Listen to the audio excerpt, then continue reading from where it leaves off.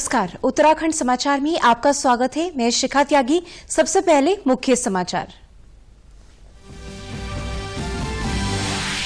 प्रधानमंत्री नरेंद्र मोदी ने कोविड महामारी से बचाव के लिए की जन आंदोलन की शुरुआत। अपने संदेश में लोगों से की हमेशा मास्क पहनने और 2 गज की दूरी बनाने की अपील।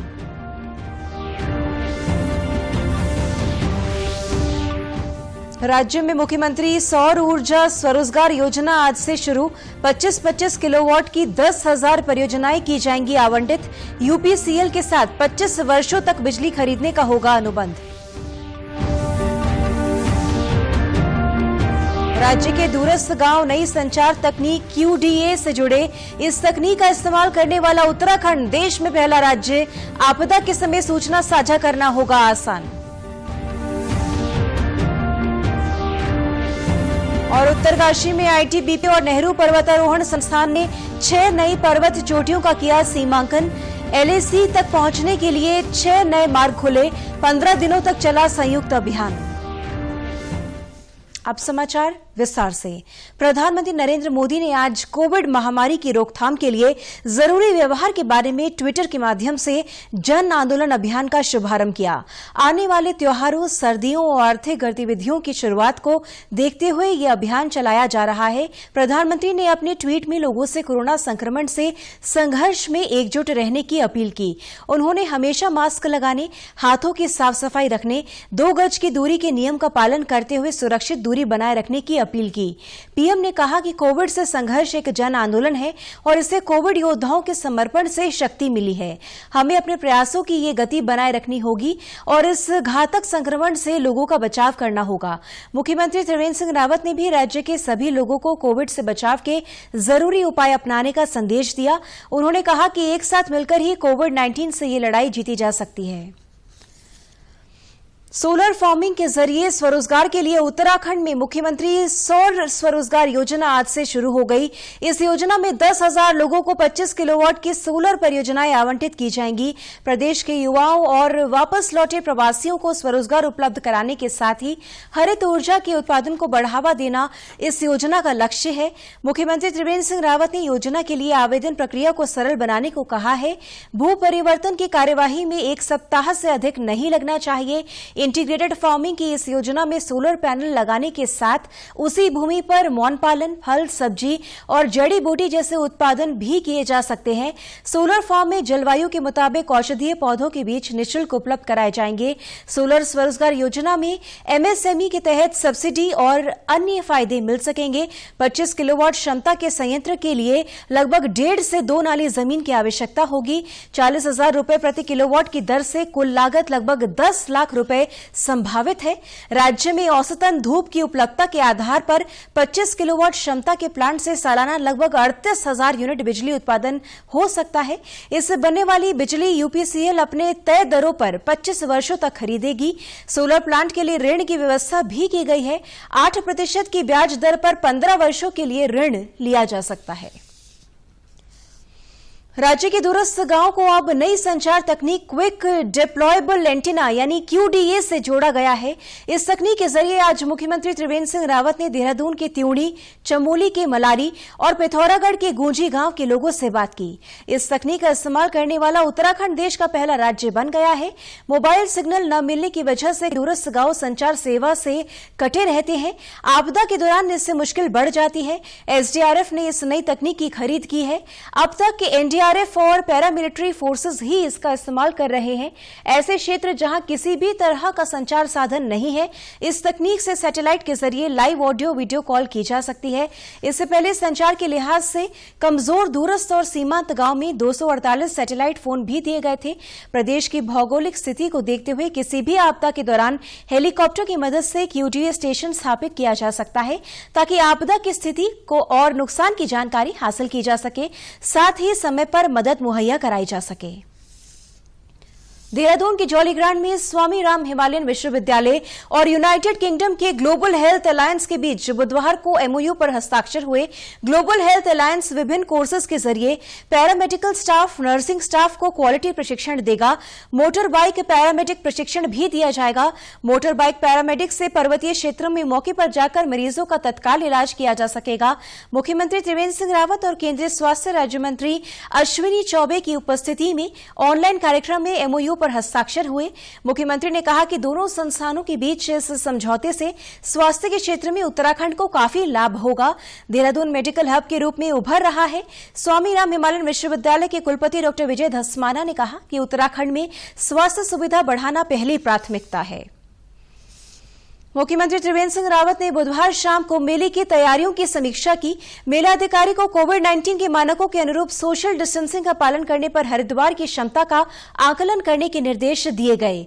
ये भी देखा गया कि स्नान घाटों की कितनी क्षमता है, एक समय में कितने लोग सोशल डिस्टेंसिंग का पालन करते हुए शहर में और घाटों पर मौजूद रह सकते हैं।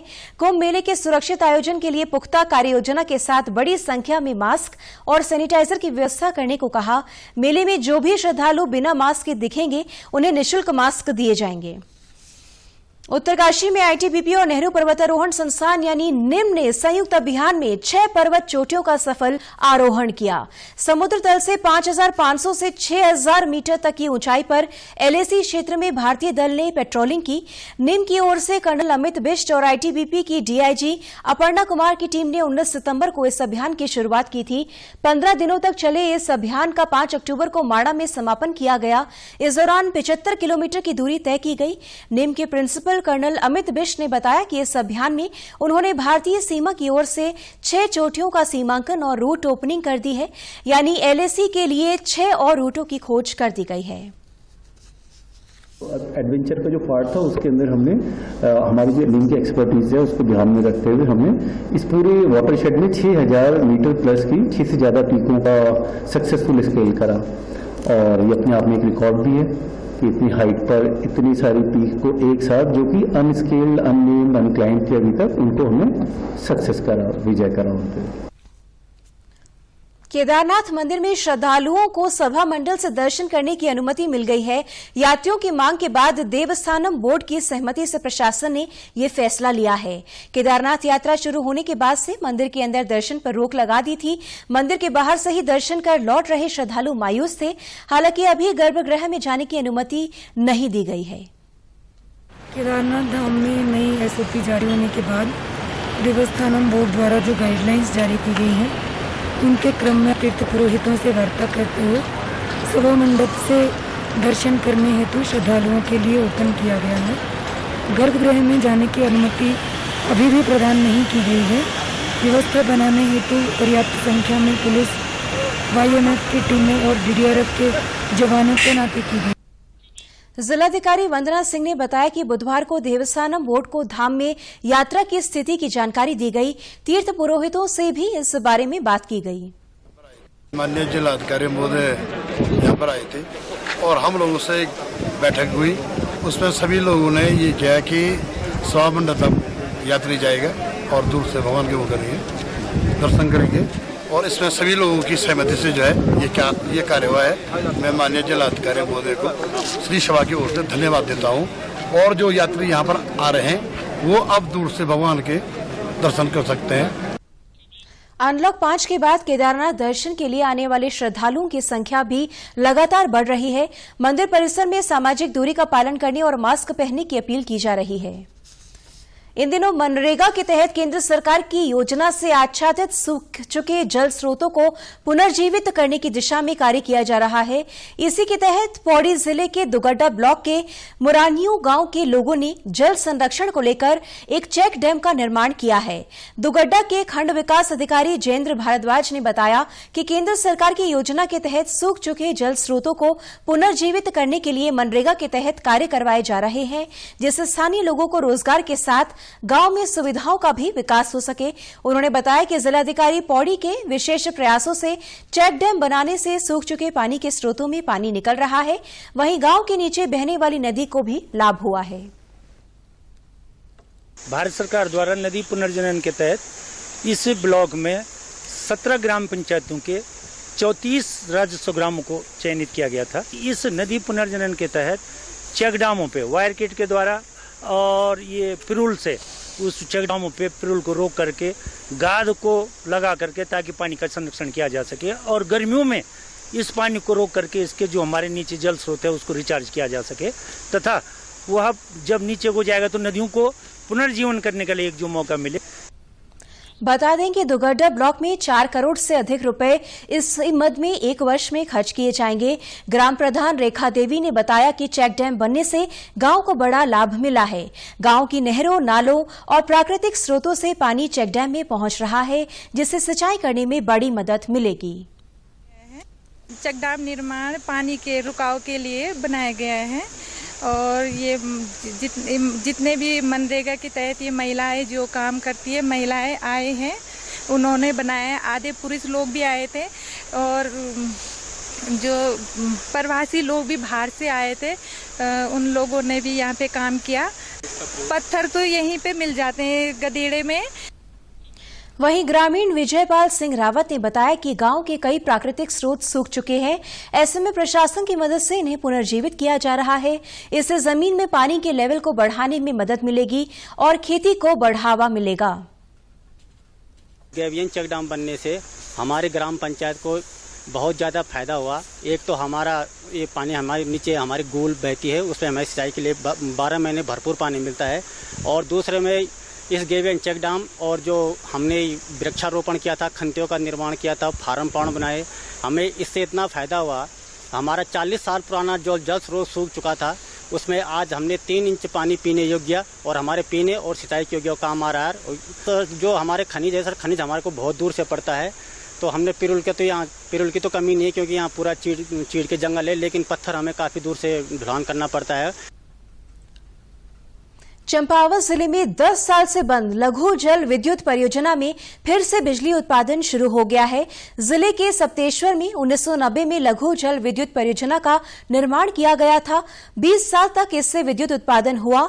इसके बाद तकनीकी कारणों से साल 2010 में परियोजना ने काम करना बंद कर दिया। अब 150 किलोवाट के 2 टरबाइन 300 किलोवाट विद्युत उत्पादन कर रही है। यहां से उत्पादित बिजली को ग्रिड से जोड़ दिया गया है। उरेडा के इंजीनियर PS जंगपांगी ने बताया कि परियोजना को रेनोवेशन के बाद विद्युत निगम ने संचालन के लिए उरेडा को हस्तांतरित किया है। उरेडा इसे PPP मोड पर नोएडा की एक कंपनी के माध्यम से संचालित कर रहा है।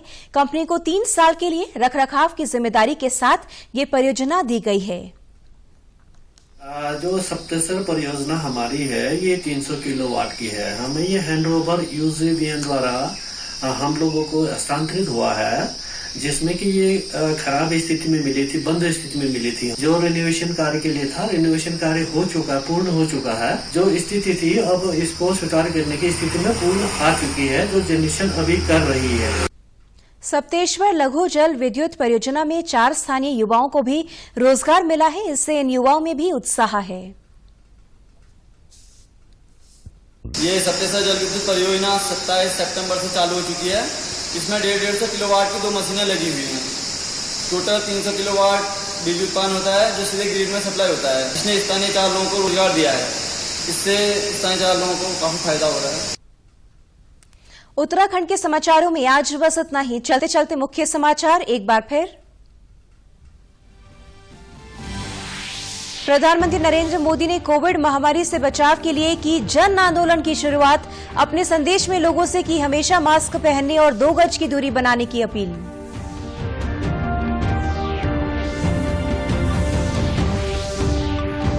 राज्य में मुख्यमंत्री सौर ऊर्जा स्वरोजगार योजना आज से शुरू। 25-25 किलोवाट की 10,000 योजनाओं की जाएंगी आवंटित। UPCL के साथ 25 वर्षों तक बिजली खरीदने का होगा अनुबंध। राज्य के दूरस्थ गांव नई संचार तकनीक QDA से जुड़े। इस तकनीक का इस्तेमाल करने वाला उत्तराखंड देश में पहला राज्य। आपदा के समय सूचना साझा करना होगा आसान। और उत्तरकाशी में ITBP और नेहरू पर्वतारोहण संस्थान ने 6 नई पर्वत चोटियों का किया सीमांकन। LAC तक पहुंचने के लिए 6 नए मार्ग खोले। 15 दिनों तक चला संयुक्त अभियान। उत्तराखंड की खबरों के लिए आप हमसे सोशल मीडिया पर भी जुड़ सकते हैं। हमारा ट्विटर हैंडल है DDNews_देहरादून, हमारा फेसबुक पेज है DD News उत्तराखंड और हमारे YouTube channel DD News Uttarakhand को भी आप सब्सक्राइब कर सकते हैं। कोरोना संक्रमण से बचने के लिए मास्क का अनिवार्य रूप से और सही ढंग से प्रयोग करें। साथ ही सामाजिक दूरी का ख्याल रखें, नियमित रूप से हाथ धोएं और याद रखें, कोरोना को हराना है, मास्क जरूर लगाना है। नमस्कार।